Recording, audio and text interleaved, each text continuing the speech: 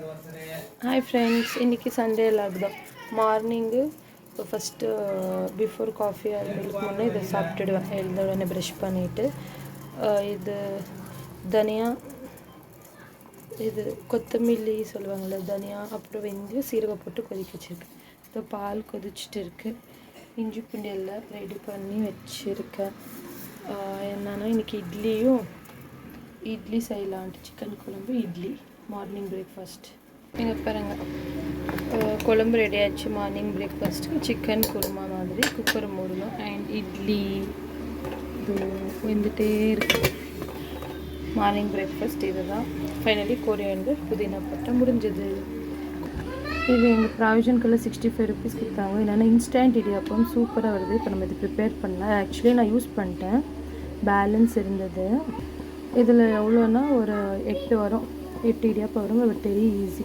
எப்படின்னா இந்த மாதிரி தண்ணி சூடாக இருக்கும். டைம் ஆகுது. இப்போ சால்ட் போட்டு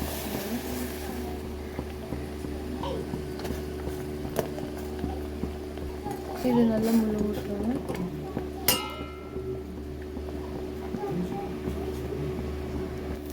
இதை நம்ம இப்போ ஃபில்டர் பண்ணிடலாம்.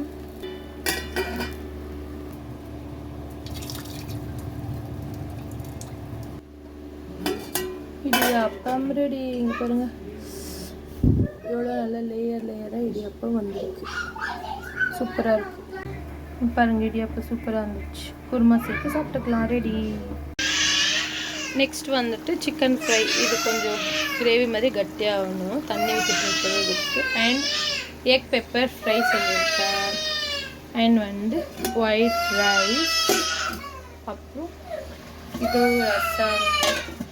ஸோ இன்றைக்கி சண்டே லாகில் இதுதான் ஸ்பெஷல். Finally fry ready. இதோ நல்லா வந்திருக்கு.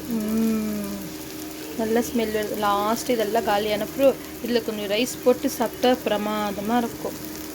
இன்றைக்கி இதுதான் என்னோட Sunday vlog. Bye friends, thank you.